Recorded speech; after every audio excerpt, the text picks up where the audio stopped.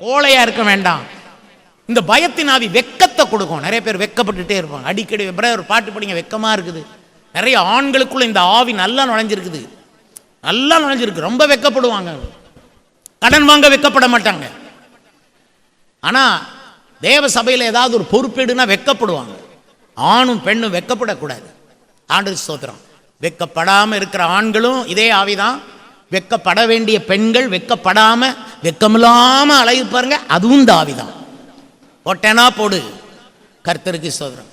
பெண்கள்லாம் இந்தியெல்லாம் குனிஞ்ச தலை நிமிராம போற பெண்கள். இப்ப அந்த ஆவிகள் வந்து என்ன பேச்சு பேசுதுங்களே பார்ப்பேன்ல, ரோடுகளில் கலவரங்கள் நடக்கும்போது அவங்க பேசுவாங்க பயங்கரமா. எங்க போய் படிச்சு இதை என்னத்தை ரெஃப்ளெக்ட் பண்றீங்கன்னு பாருங்க. சத்தமிடாத ஆட்டுக்குட்டியை ரெஃப்ளெக்ட் பண்ணுவீங்களா அல்லது ஓநாயை நீங்க வந்து பிரதிபலிப்பீங்களா? உலகம் ஓநாய் கூட்டம் அல்லவா? கர்த்தருக்கு ஸ்தோத்திரம். இந்த பயத்தின் ஆவியை பற்றி சொல்லி வருகிறேன். இது உங்களுக்கு கிரிட்டிக்கல் ஸ்பிரிட்டை கொடுக்கும். கிரிட்டிக்கல் நிர்பந்தமான மனுஷன் நான். ஒரு தடவை பவுலும் அதை சொல்றார். அது வந்து அவருக்கு சொல்லலை, அவர் ஒரு உபதேசத்துக்காக சொல்லி காட்டுறார். நிர்பந்தமான நிலை. பிரதர் எப்படி இருக்கு? ரொம்ப நிர்பந்தமா, ரொம்ப கிரிட்டிக்கல் சிச்சுவேஷன்ல இருக்கிறேன் பாஸ்டர். அம்மா எப்படிமா இருக்கிறீங்க? ரொம்ப கிரிட்டிக்கல் பாஸ்டர். என்ன நடந்தது? இட்லி மாவு வரல.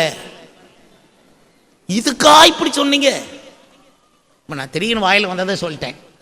இது மாதிரி ஏதோ ஒரு சின்ன விஷயத்தை வச்சுக்கிட்டு சைக்கிளில் காத்து போயிட்டு ரொம்ப இக்கட்டான சூழ்நிலை சிக்கிக்கிட்டு இருக்கிறேன் பாஸ்டர், சேவ் பண்ணுங்கன்னு ஃபோனை பண்ணி ஃபோன் காசை வீணாக்கி ரொம்ப டென்ஷன் இந்த ஆவிகள் கொடுக்குது. மன அழுத்தத்தை கொடுக்குது, இதய நோய்களை கொடுக்குது, தோல்வி பயத்தை கொடுக்குது.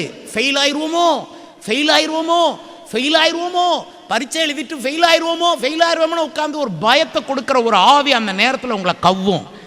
மனித பயம், மனுஷரை கண்டா பயம், மனுஷருக்கு கண்டா பயம். பைபிள் சொல்லுது மனுஷ பயம் கண்ணியை வருவிக்கும். ஏழ்மையை பற்றி பயம்.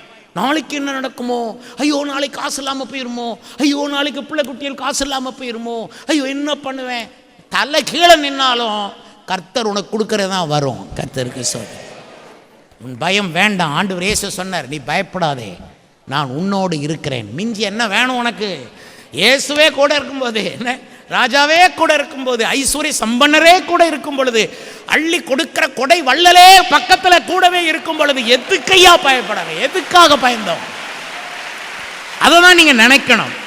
அதனால இந்த பயத்தின் ஆவிதான் உங்களுக்கு தோல்வி பயம், மனித பயம், ஏழ்மை பயம், அப்புறம் ஒற்றை தலைவலி. இங்கே தான் அந்த பயந்து பயந்து டென்ஷன் ஆகி ரத்த அழுத்தங்களை வந்து சைடாக வலிக்கும், இந்த பக்கமாக வலிக்குது.